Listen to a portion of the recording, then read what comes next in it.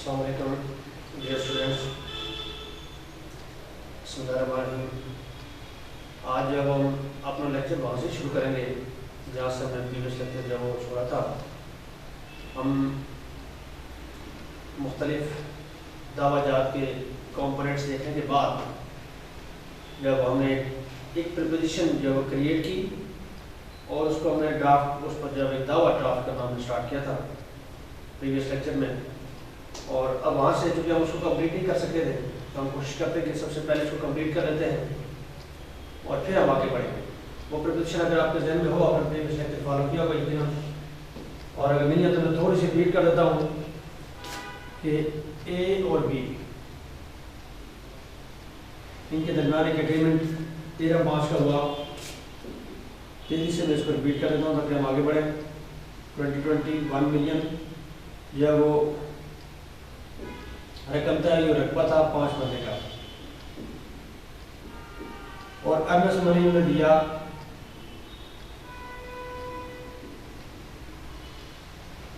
वो 2 लाख, और रिमेनिंग जो बैलेंस था आज भी रिमेनिंग बैलेंस वो था हमारे पास 8 लाख रुपीज़,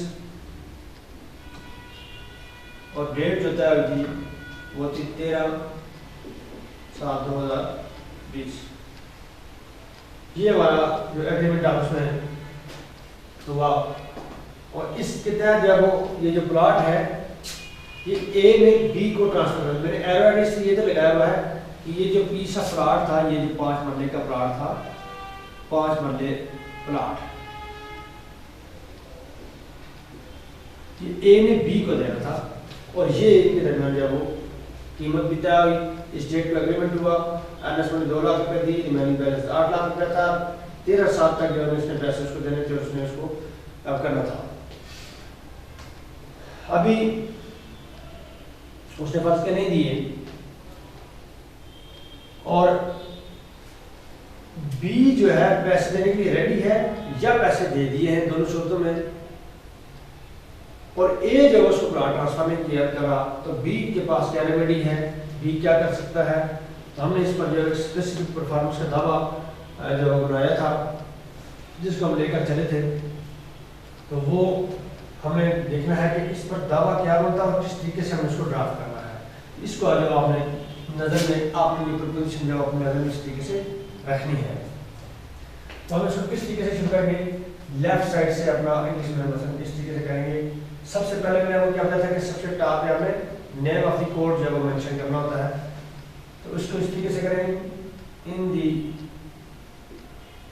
कोड ऑफ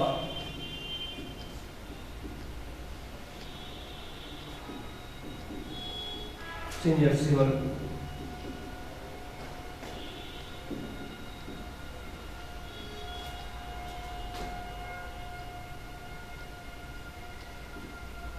बराबर 20।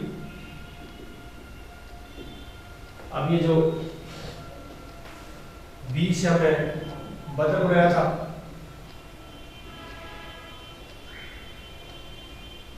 सन ऑफ जो भी आर ओ जो भी, ठीक है जी। उसके बाद बराबर 20। ये मैंने शाम लिखा उसकी थोड़ा सा टाइम सेव करो। आप बुनियादी थोड़ा सा आपके जहन में एक स्ट्रक्चर जो सेट करना है, जितना हमने पिछले लेक्चर 2-3 में जो चीज़ें पढ़ी हैं, ताकि उसको हमने फॉर्मुलेट कागज पर कैसे करना है, उतारना कैसे है, तो ये चीज़ें आप फिर शेयर कराओ। या इसका लिखेंगे आप प्रिंटिंग, यानी कि ये जो शख्स है ये कौन है, printing.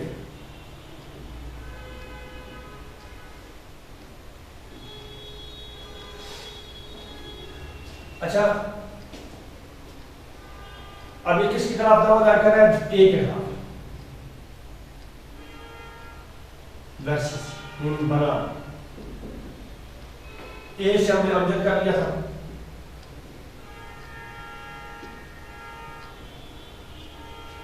Amjad son of dash R O dash round.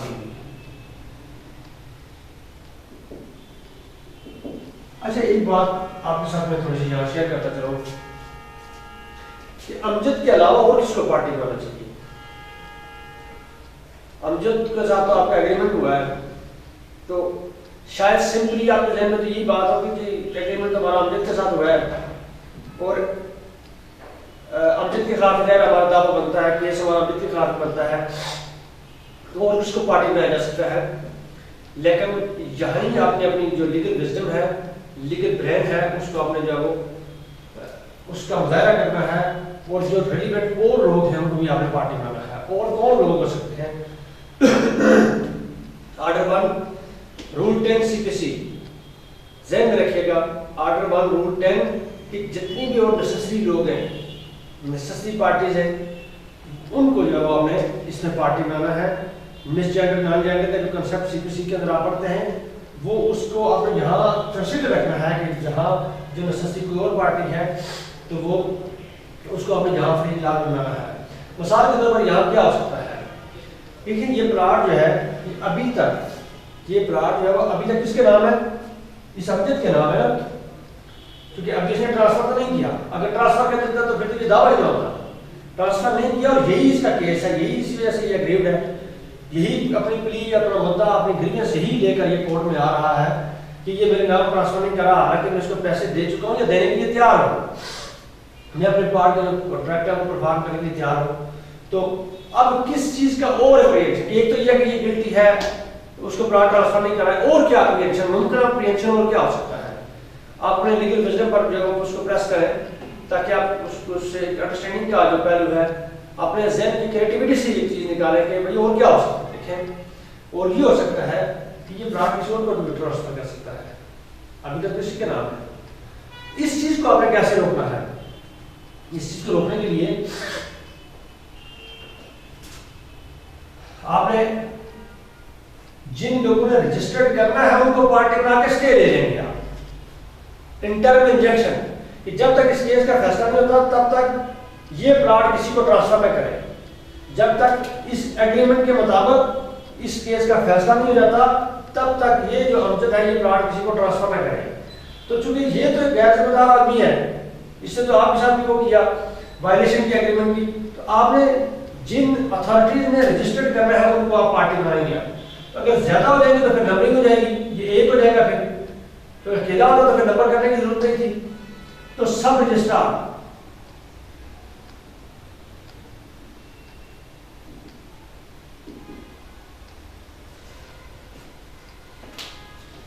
जिस एरिया में अर्बन 1 अर्बन 2 या कैंट जिस एरिया में वो पाया जाती है जगह वो आप लिखेंगे।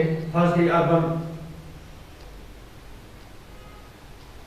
1 में ये पाई जाती है। अर्बन 1 शहरी जायदाद को कहते हैं, अर्बन 2 देहाती को कहते हैं, और ये पंजाब पिंडी में इस तरीके से आजाद किस्मत देहाती और शहरी इस तरीके से उनका कंसेप्ट है। म्यूनसिपल कमेटी में जो फाल करती है, जो देही इलाके में फाल करती है, इसको एक पार्टी बनाया जा सकता है। और अगर ये जगह अर्बन 2 में फाल करती हो तो उसके चूंकि डायरेक्ट इंतकाल भी हो सकता है, तो फिर आपको सब रजिस्ट्रार के बजाय जो इसको भी आपने पार्टी बनाना है, तो फिर आपने इसमें हल्का पटवारी को भी पार्टी बनाना है।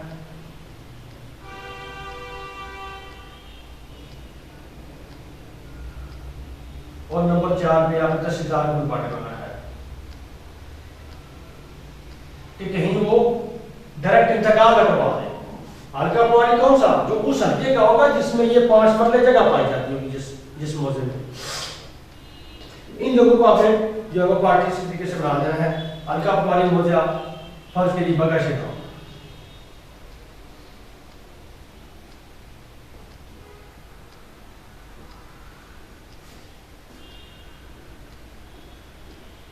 रावल या रावलकोट, पुंछ, बाढ़, मेरपुर, कोई भी जिस डिस्ट्रिक्ट का भी वो हल्का है उसके पटवारी को आपने जो वो पार्टी बना देना है। तहसीलदार जिस तहसील के अंदर वो 5 मरले प्लॉट पाया जाता है उसको आपने पार्टी बना देना है। तो ये सब लोग कौन होंगे? डिफेंडेंट्स।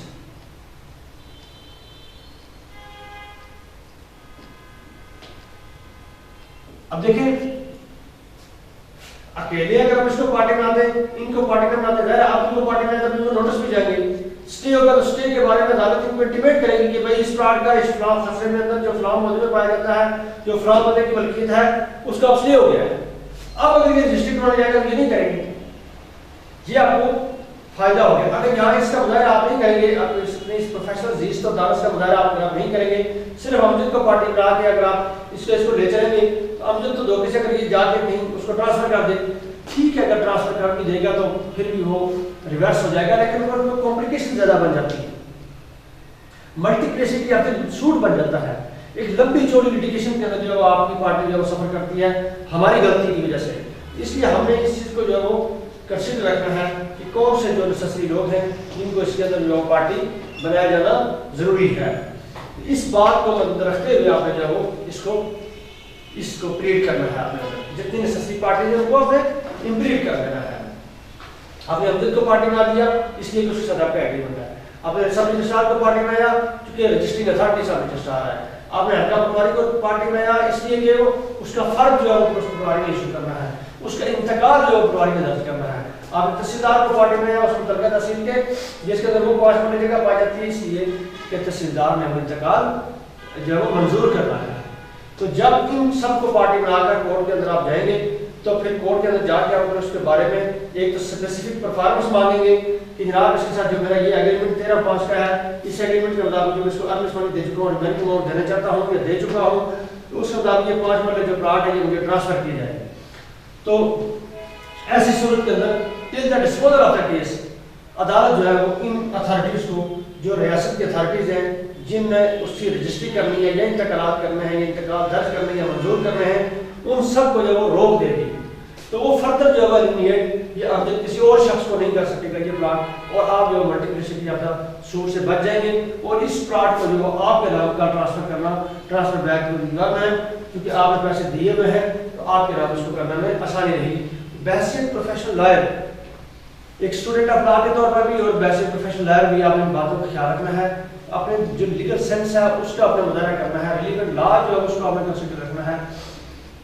एक और बात आपकी बात आपके साथ बताऊं, पहले भी एक बात बता चुका हूं कि आपने जो भी दावा ड्राफ्ट करने जा रहे हैं उसका रिलेवेंट लॉ आपको पता होना चाहिए। ये बार बार मैं ये रिपीटेशन दे रहा हूं कि प्रोफेशनल लाइफ के अंदर भी और आपकी स्टूडेंट लाइफ के अंदर भी अगर आपने वो मुतलका प्रोविजन अपनानी पड़ेगी और अगर आप इस हवाले से अपना लीगल सेंस को मजीद इनहांस करना चाहते हैं कि ज़्यादा अच्छी ड्राफ्टिंग हम कैसे कर सकते हैं, तो आप बहुत सारी जो अपेक्स कोर्ट की जजमेंट्स हैं उनको पढ़ें, उनके अंदर मुख्तलिफ जो दावा आप ड्राफ्ट करते हैं ये फिर सुप्रीम कोर्ट तक इस तरीके से रहता है, इसके अंदर अमेंडमेंट का वो नहीं होती बाद में। हाँ, अमेंडमेंट आर्टिकल 617 ऑफ सीपीसी 1908 के तहत होती है, मगर उसका स्कोप बहुत लिमिटेड है। उसमें कोर्ट जब वो खास अंदाज के अंदर जो वो एक आपको लिमिटेशन खास लिमिटेशन के साथ खास हदूद के साथ जो आपको इसके अंदर अमेंडमेंट की इजाजत देती है।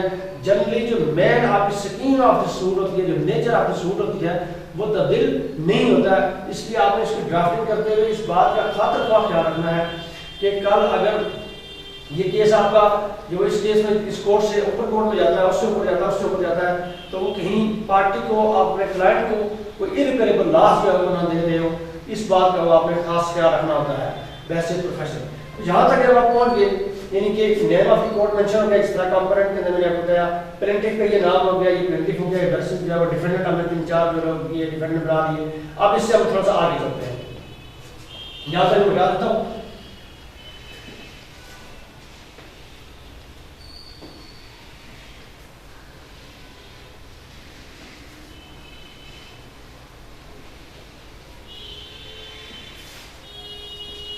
मैंने आपको क्या बताया था कि जब आप नेम ऑफ कोर्ट डालेंगे, प्लेंटिफ का नाम विद फुल डिस्क्रिप्शन डालेंगे, वर्सेस डिफेंडेंट नेम अगर ज्यादा है तो नंबरिंग करके, जिस तरह मैंने अपने नंबरिंग करके आपके सामने लिखे थे। इसके बाद अगले पहले पर आप क्या करेंगे, नेचर ऑफ द सूट जो डालेंगे, और वो नेचर ऑफ द सूट आपके इस दावे में क्या बनेगा, सूट फॉर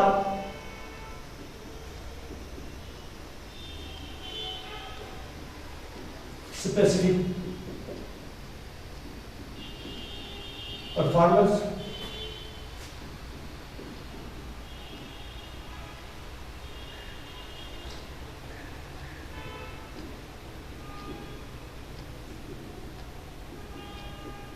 ऑफ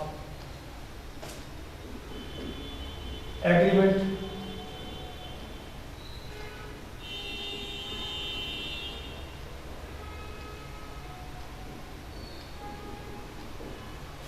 डेटेड कौन से जी, ये जिस डेट को हुआ 13/5/2020 या जो भी डेट, जो भी आपके एग्रीमेंट की डेट है,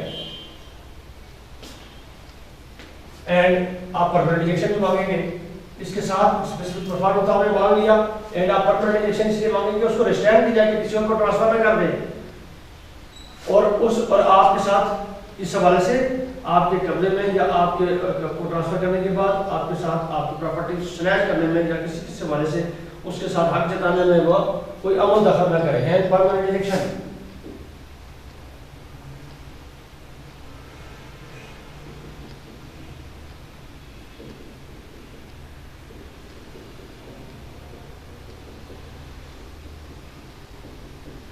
ये करके इसको आप अंडरलाइन कर देंगे। इसके बाद हमने यहाँ कोर्ट को मुखातब करेंगे रिस्पेक्टफुली,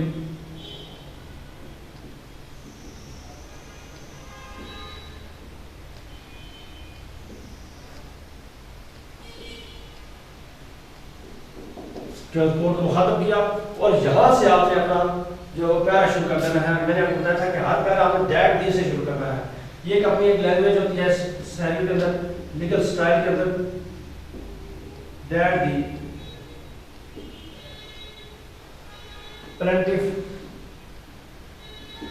प्लेंटिफ आप हो गए, आप यानी बदल,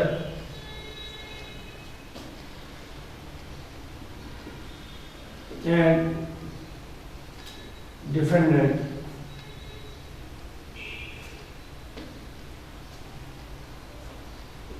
entered into a contract या agreement, into a agreement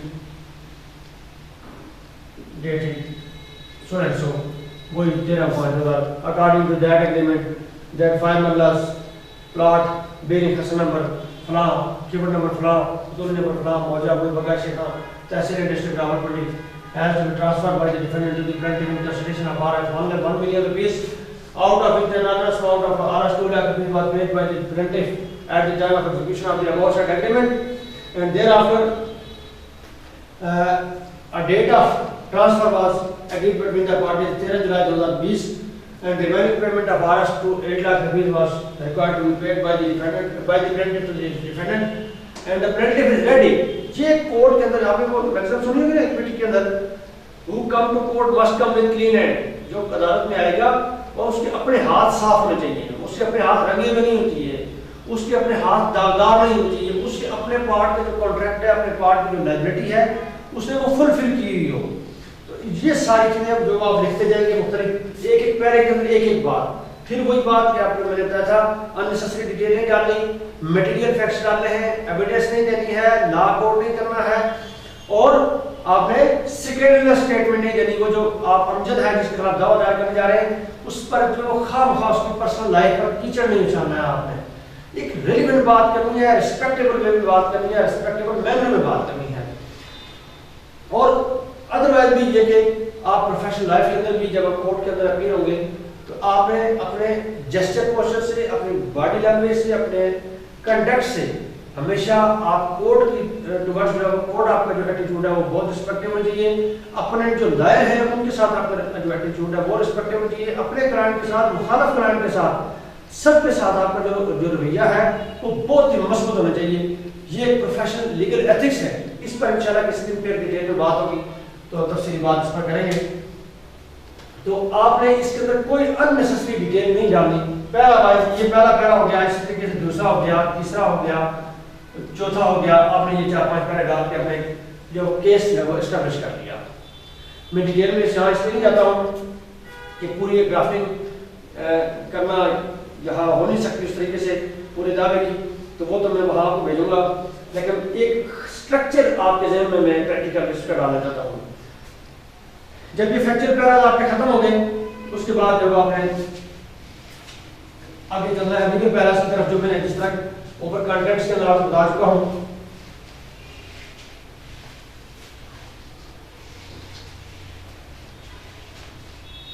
जब अपना केस आप एस्टेब्लिश कर चुके हैं इस एग्रीमेंट की रोशनी में, तो फिर आपने लिखना है जो 3 लीगल पैरास कौन से हैं? कॉज ऑफ एक्शन, आपकी टेरिटोरियल जुरिडिक्शन और आपकी personal jurisdiction plus court fee. ये आपने 3 लीगल पैरास हैं। आपने जब फ्रैक्चर पे बात है आपकी खत्म हो गई, उसके अगले मरहले पर अगले पेज पर आपने लिखना है जी फर्स्ट है जी आपके ये जो फ्रैक्चर पैरास है, ये फर्स्ट कीजिए 6 पैरा हो गए, ये 7-8 पैरे हो गए थे। अब नंबर 9 आपका क्या पैरा, तो नंबर 9 पे आप लिखेंगे that the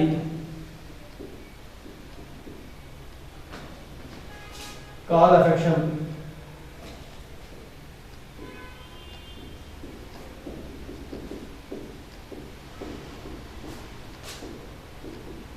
firstly accrued to the plaintiff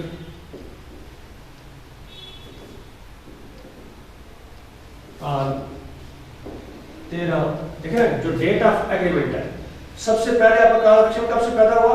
जो डेट ऑफ एग्रीमेंट है, जिस दिन आपका उसके साथ जो पहला लीगल रिलेशन है वो एस्टैब्लिश हुआ एग्रीमेंट की रोशनी में, तो वो 13/5/2020।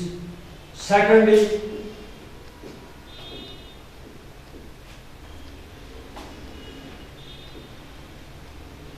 On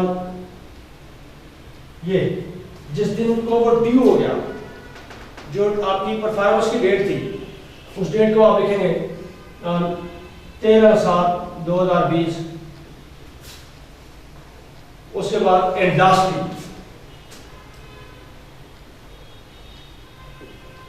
when defendant flatly refused to transfer the plot with the name of the plaintiff. And lastly, 2 days ago, a week ago, 10 days ago, whatsoever is, 2 days ago,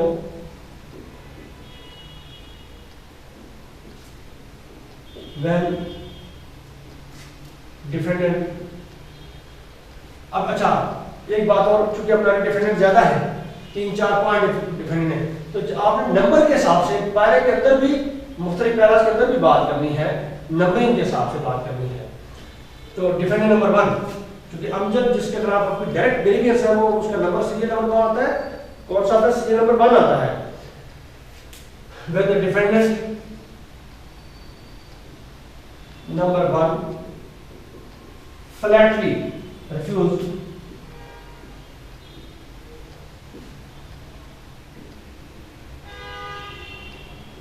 to transfer the above said shoot plot कहते हैं जायज मुतदाविया, यानी जिस चीज पर आपका दावा मुश्तमिल है, जिस चीज के बारे में आप कोर्ट में आपका मैटर सबजुडिस है, वो transfer the shoot plot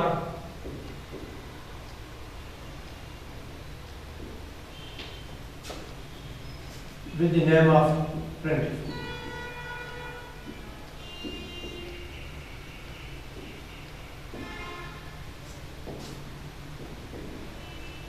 And is still continue.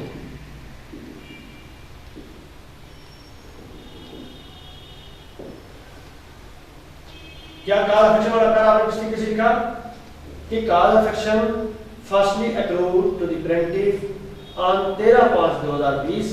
Secondly, when, यहाँ आप एक बात ये भी लिखते हैं कि when agreement was executed, when agreement was executed, ठीक है जी। Secondly, on 13/7/2020, and lastly 2 days ago, when the defendant number 1 flatly refused to transfer the suit plot to the name of the plaintiff and is still continue. तो ये बात आप इस तरीके से balance अंदाज में लिखेंगे, तो तब जाकर आपने कोर्ट को ये बताया, कोर्ट को ये तासर दिया कि आपको जो बनाए दावा है, दावा करने का जो जवाब है वो आपको हासिल है, तो इस पर जब आप आगे जो चीज़ें हैं वो प्रोसीड होगी। इसके बाद आपने ये लिखना है 10 मिनट पहले टेरिटोरियल जुरिडिक्शन के एतबार से वो सिंपल 2 लाइनों की बात है कि मैंने आपको जैसे सेक्शन 20 ऑफ सीपीसी 1908 की तनाज़ुर में बताया था कि आप 3 जगह पर दावा दायर कर सकते हैं, जहाँ आपका सब्जेक्ट मैटर सिक्योर करता हो, जहाँ कॉज ऑफ एक्शन एक्रूड हो, जहाँ डिफेंडेंट रिजाइड करता हो। तो चूंकि आपका प्लॉट या बिल्डिंग में पाया जाता है, आपने यूँ लिखना है that the suit property. Suit property किस प्रॉपर्टी का नाम होता है जिस पर दावा मुश्तमिल होता है? Property is situated within territorial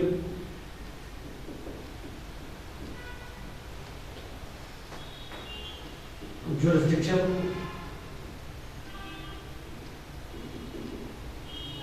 of this honorable court,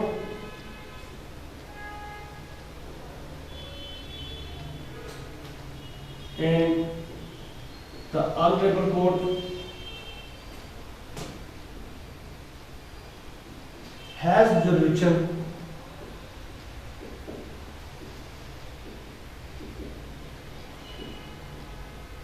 to entertain and adjudicate upon the matter.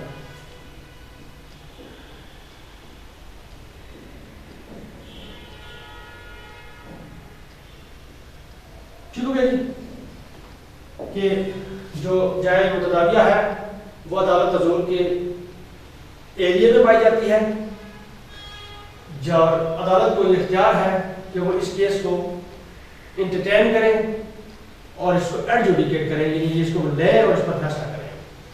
तो ये जो जगह है ये अदालत के उस हदूद के अंदर पाई जाती है जिस हदूद के अंदर जनाब जज है। क्लियर? ये मेंशन करनी जरूरी होती है, यानी कॉज ऑफ एक्शन इसी अंदाज से मेंशन कर। अच्छा एक बात मैं आपको बताऊं, फर्ज कीजिए कि वो सब्जेक्ट मैटर सिचुएट नहीं करता तो फिर आपने क्या करना है? दूसरी सूरत तो अगर आपको कॉज ऑफ एक्शन पिंडी में हुई और प्लॉट जो अपनी जेल में पाया जाता है फर्ज किया हो, तो फिर आपने लिखना है, अगर आप दावा पिंडी में करना चाहते हैं तो फिर आप ये नहीं लिखना कि सूट प्रॉपर्टी सिक्योरिटी, यहाँ ये सूट प्रॉपर्टी वाली बात नहीं लिखेंगे, फिर आपने लिखना है कि that the cause of action accrued within the territorial jurisdiction, यानी इस बात को मिटाकर आपने यहाँ लिखना है that the cause of action accrued within the territorial jurisdiction of the Supreme Court, मुझे अदालत हज़ूर की हदूद जो एरिया है उसके अंदर मेरा cause of action बनाए दावा मुझे अदालत हज़ूर के जो एरिया है जहाँ जुरिडिक्शन है उसके अंदर मुझे पाया गया। और तीसरी सूरत अगर फर्ज किया अगर आपका डिफेंडेंट जो है वो पिंडी में रहता है, ना कॉज ऑफ एक्शन पिंडी में रहता है, जो प्लॉट पिंडी में है, सिर्फ डिफेंडेंट जो पिंडी में रहता है, तो फिर आपने इस जगह पे लिखना है कि that the defendant is residing within the territorial jurisdiction of this honourable court, hence this honourable court has jurisdiction to entertain and adjudicate for the matter. यानी कि ये कोई रट्टी रटाई बात हमें याद नहीं लिख देनी है कि बस ये इनकलाबी साहब ने बताया था कि इस तरीके से जो है ये लिख देना है और ये 3 लाइनें जो आप कॉपी करें और हाथ दावे के जरिए पेश कर दें, ऐसे नहीं करना है। जो आपके केस की नोयत से जो चीज बनती होगी वो आपने मेंशन करनी है। अगर आपके जो टेरिटोरी के अंदर प्रॉपर्टी पाई जाती है तो तब आपने प्रॉपर्टी वाली बात लिखनी है। अगर आपने डिफेंडेंट के रेजिडेंस की बुनियाद पर आप दावा दायर करें तो डिफेंडेंट के रेजिडेंस का हवाला यहाँ देना है, और अगर आप कॉज ऑफ एक्शन की बुनियाद पर उस कोर्ट की जुरिडिक्शन सीख कर रहे हैं तो फिर यहाँ कॉज ऑफ एक्शन वाली बात लिखनी है। तो ये केस टू केस आप इन चीजों को वेरी करना है। इन पैरास को हमेशा एक अच्छा तालिब इल्म, एक अच्छा वकील इन पैरास का जो खुसूसी ख्याल रखता है कि इन पैरास के अंदर कोई गलती ऐसी ना करे। उसके बाद तीसरा जो लीगल पैरा आपका वो है पिक्यूलियर जुरिडिक्शन के एतबार से, और उसी के अंदर फिर कोर्ट फीस के निज़ाम होता है कि चूंकि आपको पता है कि मुख्तलिफ जो फादर सिविल जज साहिबान होते हैं उनमें दर्जा बंदी होती है, उनकी पार्स के एतबार से, उनकी इख्तियार समात के एतबार से, मालियत के लिहाज से। वो दर्जा 100 होते हैं, दर्जा 2 होते हैं, दर्जा अव्वल होते हैं। जो दर्जा अव्वल होते हैं उनकी जो जुरिडिक्शन होती है वो अनलिमिटेड होती है। वो जो दर्जा 2 होते हैं उससे कम उनकी पावर होती है, और दर्जा 100 जो होते हैं उनकी सबसे कम जो जुरिडिक्शन होती है। जैसे किसी का आपका सब्जेक्ट है तो आपने यहाँ लिखना है उनकी जुरिडिक्शन मालियती एतबार से जितनी जुरिडिक्शन है उसका जो तयन है वो यहाँ से होना है कि आपने जब अपने दावे की अपनी जो सूट प्रॉपर्टी है इसकी जो वैल्यू लिखेंगे, सब्जेक्ट मैटर जो आपका है इसकी जब आप यहाँ वैल्यू लिखेंगे कि इसकी वैल्यू कितनी है वो आपने मेंशन करेंगे। उससे जुरिडिक्शन का भी तयन हो जाएगा कि ये जो इतनी मालियत का जो केस है ये आया दर्जा अव्वल ने सुनना है, दर्जा दोम ने सुनना है या दर्जा सौ ने सुनना है, और वो उसके मुताबिक आपकी जुडिशन वाला पहले वो देखकर जो सीनियर सिविल है जो सबसे टॉप पर आपने मेंशन किया जाए जहाँ अपनी केस जो फाइल से मरतब करके जाकर फाइल जमा करते हैं वो आपके इसी पैरे को देखकर मुतलका जज को जो वो असाइन करता है। अगर वो दर्जा अव्वल को सुनने वाला हो तो दर्जा अव्वल को भेजता है, दर्जा दो को सुनने वाला तो दर्जा दो को भेजता है, दर्जा सौ को सुनने वाला तो दर्जा सौ को भेजता है। सो इस पैरे को आपने किस तरह लिखना है that the valuation of the suit property is fixed or 10 lakh रुपए कितने का एग्रीमेंट है हमारा 1 मिलियन का, 1 मिलियन का ये जो 10 लाख रुपए बनते हैं तो ये 10 लाख रुपए आपकी सूट वैल्यूएशन होगी। that the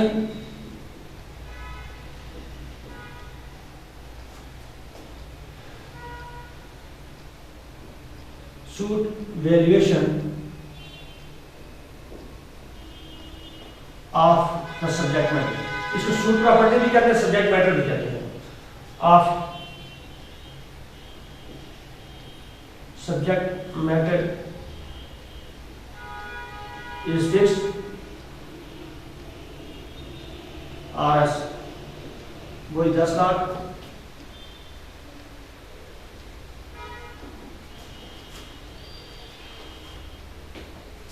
is fixed RS 10 lakh और पान विच ये पहला ये आपका ये पहला दो पार्ट में मुश्तमिल होगा, एक का सूट वेरिएशन आपने डालनी है और दूसरा पार्ट आपका ये होगा कि उस पर कोर्ट फीस कितनी बनती है। तो चूंकि जैसे आपको कोर्ट फी एक्ट में हेड पार्ट 3 में अभी आप में से जिन लोगों ने माइनर एक्ट रखा होगा वो यकीनन कोर्ट फी एक्ट पढ़ा होगा या पढ़ चुके होंगे या पढ़ेंगे।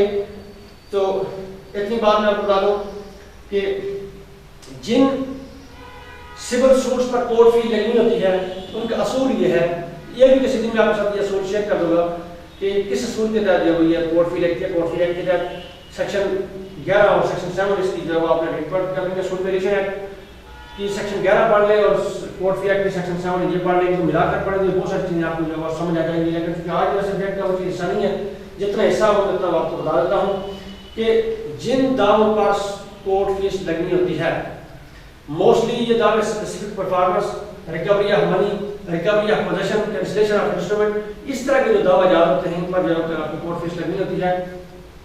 और जो सूट आपका सब्जेक्ट मैटर होता है उसके हिसाब से लगनी होती है 25,000 रुपए तक आपकी कोर्ट फीस एग्जेम्प्टेड है। अगर आपका दावा जो है वो 25,000 रुपए तक का है, ठीक है, जो सब्जेक्ट मैटर की जो वैल्यू है वो अप टू 25,000 रुपीज है तो वो आपका एग्जेम्प्टेड है।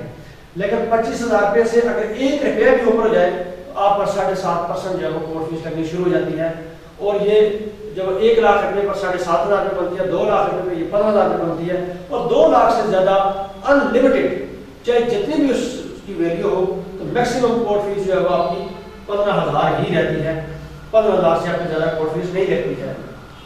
जितना भी बड़ा चाहे 1 करोड़ का 1 अरब रुपए की रिकवरी का मामला हो तो भी आपकी जो कोर्ट फीस है वो मैक्सिमम कोर्ट फीस 15,000 रुपए ली जाती है, जो कि 2 लाख रुपए पर बनती है। और 2 लाख से ऊपर जितनी मालियत भी हो तो कोर्ट फीस आपकी 15,000 रुपए रहती है। क्योंकि 10 लाख रुपया है, 2 लाख से ये ज्यादा है तो इस पर मैक्सिमम कोर्ट फीस वही 15,000 रुपए लगेगी। तो आप पहले को यूं बनाकर लिखेंगे कि that the suit variation of the subject matter is fixed are 10 lakh rupees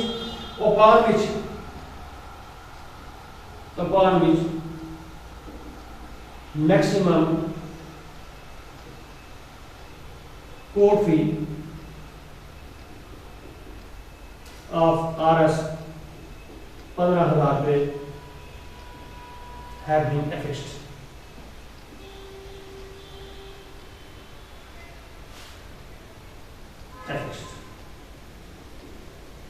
ये लगा दीजिए। ये आपके 3 जो है वो लीगल पैराज हो गए। तो इसको अच्छा इस पैरे को बड़ा लोग जो है वो बड़ा गोल मोल सा करके लिख देते हैं।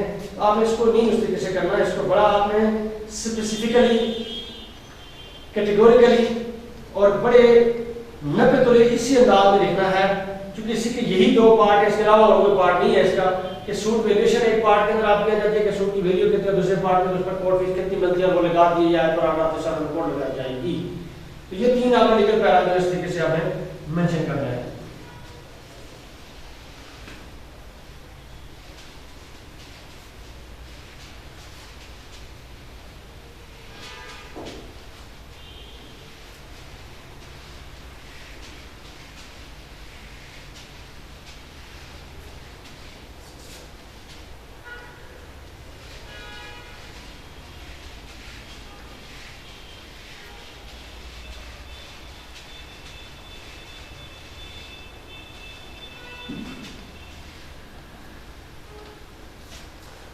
अच्छा, इसके बाद आपकी जो आप किया जाती है प्रेयर क्लास।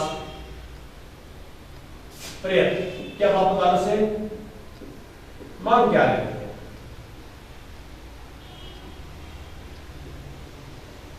ठीक है जी। तो प्रेयर क्लास के अंदर आप लिखेंगे in the light of our circumstances humbly pray that we accept in instant shows that the a decree in favor of friendly but in a different with the description that agreement dated thereupon those are these may currently be enforced specifically the defendant number 1 it may currently be directed to transfer the plot suit plot by 5 laws being customer number keyword number flag customer number flag to number flag हो जाएगा कैसे 50 ने district government may currently be transferred the name of the plaintiff or any other relief which is admissible by this honorable court may deem fit and proper may also be granted। तो ये आपने अपनी एक prayer की अदालत से जो चीज मांगना यही है कि इस एग्रीमेंट का जो अमल की जाए। तो ये एक प्रेयर आपने यहाँ जब डाल देनी है। प्रेयर डालने के बाद आपने लिखना है प्लेंटिफ जहाँ थ्रू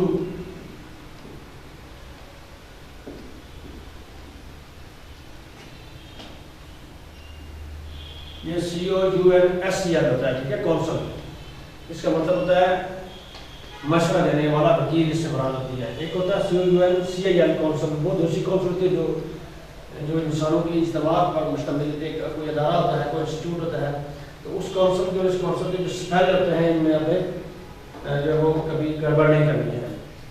कुछ खास चीज़ें होती हैं स्पेलिंग में, शायद मैं गड़बड़ करता हूँ, लेकिन कुछ खास नुकात ऐसे होते हैं कि जहाँ आपने गड़बड़ नहीं करनी होती है, क्योंकि उसके माने ही बदल जाते हैं। जिस तरह प्रिंसिपल PRINCIPLES, तो इसका मतलब क्या असूल PRINCIPAL, इसका मतलब प्रिंसिपल एक अदारे का जो वो सरबराह है उसके लिए स्पेलिंग इस्तेमाल होते हैं, जो कॉलेज वगैरह का या इस तरह। तो थ्रू कौंसल जो भी ABC वकील साहब का नाम है वो यहाँ आपने मेंशन कर देना है। उसके बाद आपका मरला आ जाएगा वेरिफिकेशन का, और ये लास्ट नुकता है जिसको आपने जो है वो कंसिडर करना है। कि वेरिफिकेशन भी मैं आपको लिखवा देता हूँ ताकि कम से कम एक दावा में आपको इस तरीके से कोशिश की है कि आपको प्रॉपरली जो ड्राफ्ट कराऊँ। और कोशिश ये थी कि आपको ये कंसेप्ट है आपके जहन में, जिस तरीके से मैंने कंपोनेंट का पिछले 2-3 लेक्चर के अंदर आपके साथ शेयर किए, उस लिहाज से आपके सामने स्ट्रक्चर भी जो है वो क्लियर हो जाए। यहाँ आपने प्रिंटिंग के साइन भी करवाने हैं। अगर प्रिंटिंग एक है तो एक के, अगर ज़्यादा है तो ज़्यादा है। और फिर यहाँ पे वकील साहब का जो भी नाम आ गया जो भी, और यहाँ वकील साहब का सिग्नेचर हो गए, ठीक हो गया जी। इसके बाद यहाँ इस साइड पे कॉर्नर पे आ जाएंगे वेरिफिकेशन। साथ साथ पिछले लेक्चर रिमाइंड में रखिएगा, ज़हन में रखिएगा, क्योंकि मैंने पहले बार बार आपको बता रहा हूँ कि हर लेक्चर दूसरे लेक्चर से इंटरलिंक्ड है। क्योंकि एक सब्जेक्ट है ये वेरिफिकेशन के हवाले से मैं आर्डर 6 रूल 15 का वाला प्रीवियस लेक्चर के अंदर आपको दे चुका हूँ। इसके अंदर आपको 3 चीज़ें मेंशन करनी है, आपको डेट, प्लेस एंड ओथ। और फिर इसके 2 पार्ट होते हैं, एक वो पैरा जो फैक्चुअल है, दूसरे वो पैरा जो लीगल है।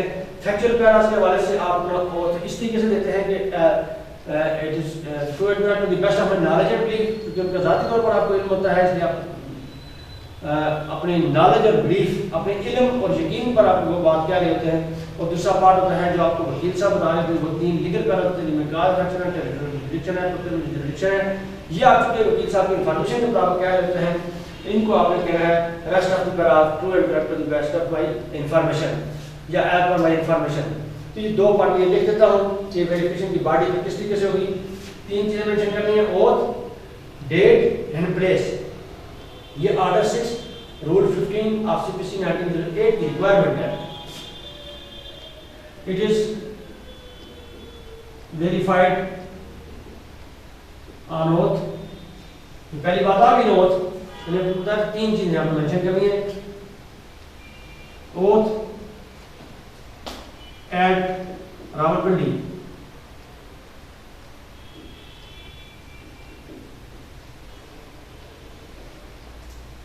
on 14th day of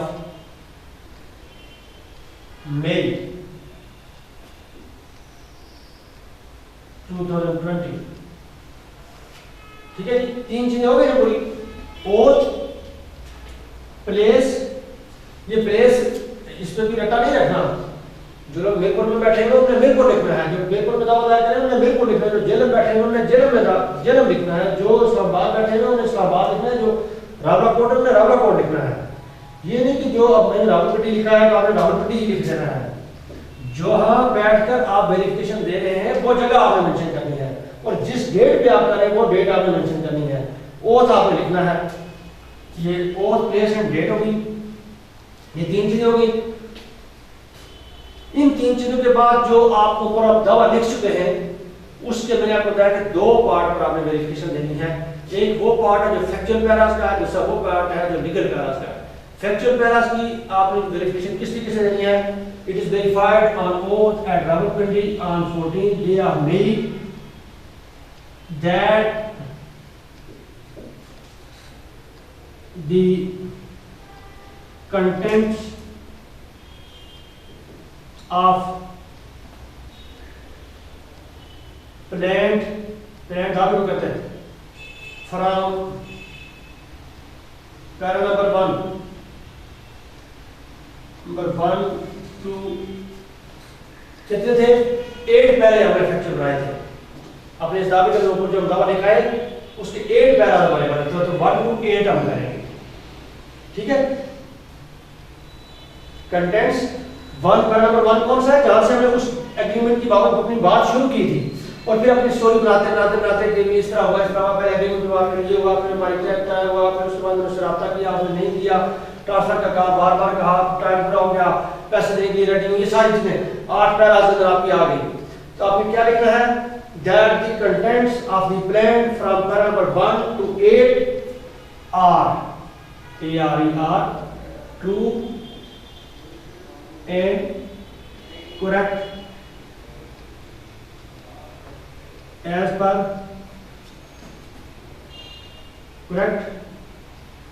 to the best of my knowledge and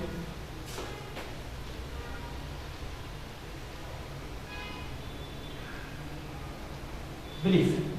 इस बात को मैं अंडरलाइन करता हूं, नॉलेज एंड बिलीफ। इसका मतलब है कि इल्म और यकीन आपको किस चीज का होता है? जिस चीज का सोर्स कोई और नहीं होता आपको देने का, आपको अपने तौर पर आपको इल्म और यकीन होता है, आप खुद से उस चीज को जानते होते हैं। इस एग्रीमेंट की बाबत जितने भी फैक्ट्स हैं, जितने भी मामलात हैं, 13/5 से लेकर अभी तक जब उसने आपको इनकार किया और नहीं दे रहा है, जितने भी अफेयर्स कंडक्ट हुए आपके यानी आप बदर और अमजद के दरमियान, उन सारों के मुतल्लिक, उन सारे फैक्ट्स, उन सब हक़ाइक़ के मुतल्लिक आप खुद से जानते हैं, आपको किसी ने बताया नहीं है। तो फिर ज़्यादा वर्ड इस्तेमाल होगा knowledge and belief. It is verified on oath at Rawalpindi on 14th day of May 2020 that the contents of the plan from plan number 1 to 8 are true and correct to the best of my knowledge and belief। अब 8 पैरे के बाद आपके legal para शुरू होते हैं, cause of action, territorial jurisdiction और peculiar jurisdiction, वो आप लिखना है। एंड रेस्ट का क्या मतलब होता है? बकाया, यानी कि बकाया para. And rest are true and correct as per my information।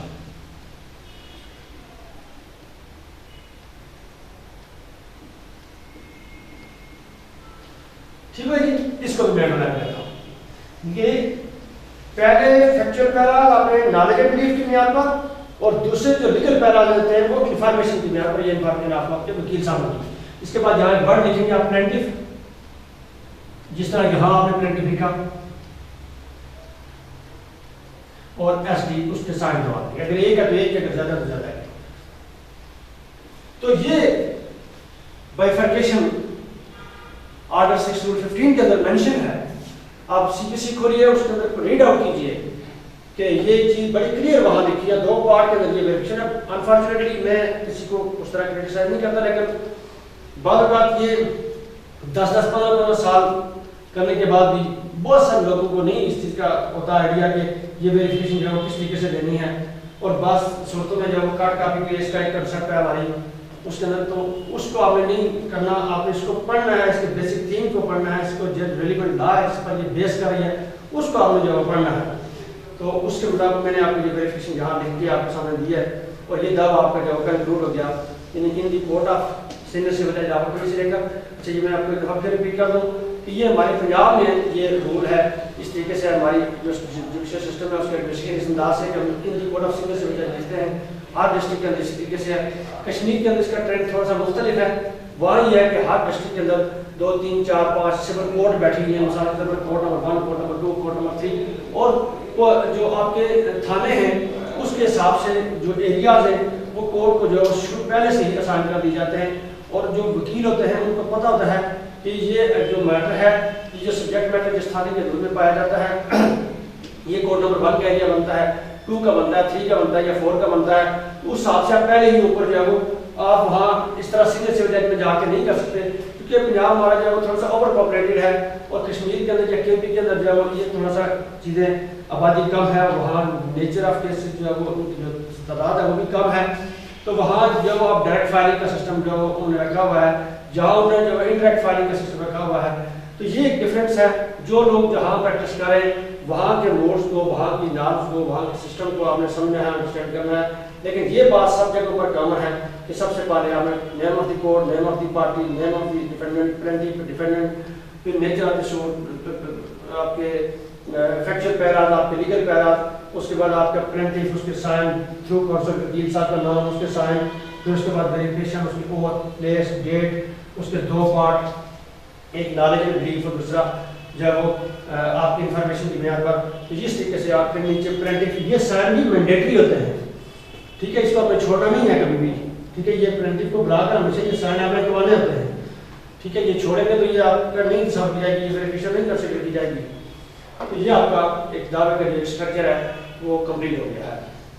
इसके बाद इंशाल्लाह नेक्स्ट हम अल्लाह खैर की तो इसका जो जवाब दावा है एक इसको थोड़ा सा देखेंगे, और ये 2-4 मिनट की बात है इंशाल्लाह नेक्स्ट लेक्चर के अंदर इसका जो जवाब दावा है उसकी बॉडी या उसका स्ट्रक्चर जो कैसे बनेगा, और उसके बाद हम जो फैमिली साइड भी अगले लेक्चर के अंदर जो है वो 1-2 दावा जो है उनका जवाब दावे का उसका स्ट्रक्चर जो है वो सीधा करेंगे, और अगले लेक्चर के बाद जो नेक्स्ट तीसरा लेक्चर होगा वो इंशाल्लाह हम कन्वेंसिंग को जो है डिस्कस करेंगे, जो पार्ट 2 है आपकी इस सब्जेक्ट के हवाले से।